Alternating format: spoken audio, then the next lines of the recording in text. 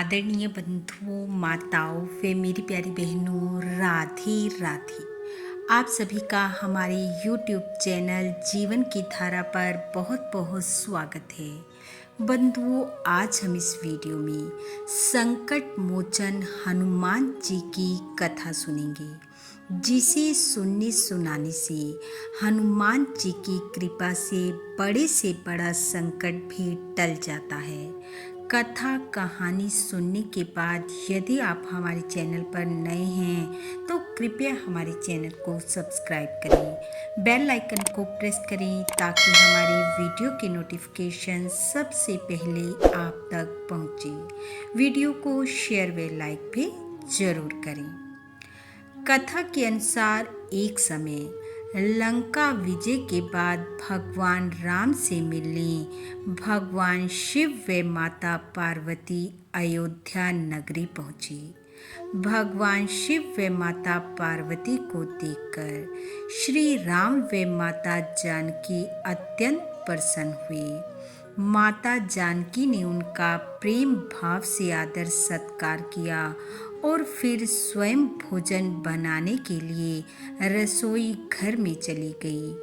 माता के जाने के बाद भगवान शिव ने राम जी से पूछा, आपके अति प्रिय हनुमान जी कहीं दिखाई नहीं दे रहे। भगवान राम बोले, वे बगीचे में हैं। राम जी की बात सुनकर भोलेनाथ ने कहा, मैं हनुमान जी से मिलने बगीचे में जाना चाहता हूँ। और ऐसा कह राम जी की अनुमति ले भोलेनाथ माता पार्वती के साथ बगीचे में पहुँच गए। बगीचे में पहुँच भगवान शिव ने देखा हनुमान जी एक आम के वृक्ष के नीचे लेटे हुए हैं और निद्रा में मगन है। निद्रा की अवस्था में उनके मुख से एक लय में खराटों से राम नाम की ध्वनि उठ रही है। राम नाम की उस ध्वनि को सुनकर भगवान शिव व माता पार्वती एक दूसरे को देखकर मुस्कुराने लगे। तभी माता पार्वती ने वृक्ष की डालियों की ओर इशारा किया। राम नाम सुनकर वृक्ष की डालियां भी झूमने लगी थी और उनके बीच से भी राम नाम उच्चारित हो रहा था। भगवान शिव भी राम नाम की धुन में मस्त होकर राम राम कहने लगे और नृत्य करने लगे। माता पार्वती अपने पति का अनुसरण करने लगी और राम नाम में मस्त हो गई।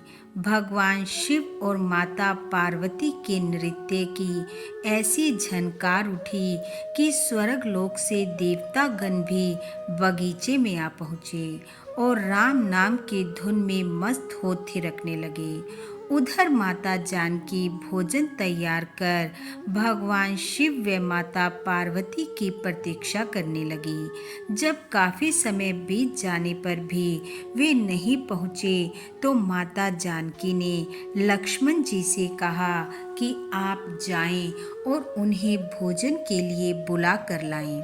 माता की आज्ञा से लक्ष्मण जी बगीचे में पहुँचे, पर जब वहाँ उन्होंने स्वर्ग का नज़ारा देखा तो खुद भी राम नाम की धुन में झूम उठे। उधर माता जानकी परेशान हो रही थी कि अभी तक कोई भी भोजन के लिए नहीं आया। तब उन्होंने स्वयं भगवान राम से कहा कि चलो हम ही जाकर उन सब को बुला कर लाते हैं। जब भगवान राम व माता जानकी बगीचे में पहुँचे तो देखा वहाँ राम नाम की धूम मची हुई है और हनुमान जी गहरी नींद में सो रहे हैं। उनके खर्राटों से लगातार राम नाम की ध्वनि गूंज रही है। यह देखकर दोनों भाव विह्वल हो उठे। राम जी ने हनुमान जी को नींद से जगाया और प्रेम से उनकी तरफ निहारने लगे। हनुमान जी अपने प्रभु को आया देख शीघ्रता से उठ खड़े हुए और नृत्य का समय भंग हो गया। भगवान शिव मुक्त हृदय से हनुमान जी की राम भक्ति की सराहना करने लगे। यह सुन हनुमान जी सकुचाए, लेकिन मन ही मन खुश हुए। तब भगवान सिया राम ने भोलेनाथ व माता पार्वती से भोजन करने का आग्रह किया। सभी भोजन करने के लिए चल पड़े। माता जानकी भोजन परोसने लगी। भगवान राम ने हनुमान जी को भी भोजन करने के लिए बैठने को कहा। राम जी की आज्ञा से हनुमान जी भोजन करने बैठ तो गए, परंतु आदत ऐसी थी कि पहले राम जी भोजन करते थे और बाद में हनुमान जी। आज राम जी के आदेश से पहले भोजन करना पड़ रहा था। माता जानकी हनुमान जी को भोजन परोसती जा रही थी, पर हनुमान जी का पेट भर ही नहीं रहा था। माता कुछ देर तो भोजन परोसती रही, परंतु शीघ्र ही वह समझ गई कि इस तरह से हनुमान जी का पेट नहीं भरेगा। उन्होंने तुलसी का एक पत्र लिया, उस पर श्री राम लिखा और भोजन के साथ हनुमान जी को परोस दिया। तुलसी पत्र खाते ही हनुमान जी की संतुष्टि हो गई और वह भोजन कर उठ खड़े हुए। मंद मंद मुस्कुराते हुए भगवान शिव यह सब देख रहे थे। वह भी भोजन कर उठे और हनुमान जी को अपने पास बुलाया और आशीर्वाद देते हुए कहा कि हे हनुमान जी, आपकी राम भक्ति युगों युगों तक याद की जाएगी और आप संकट मोचन कहलाएंगे। जो भी प्रेम पूर्वक आपको याद करेगा, आपका नाम सुमिरन करेगा, उसके संकट पल भर में कट जाएंगे। बोलो संकट मोचन हनुमान जी की जय। बंधुओं, संकटों का नाश करने वाले हनुमान जी की कृपा आप व आपके परिवार पर सदैव बनी रहे।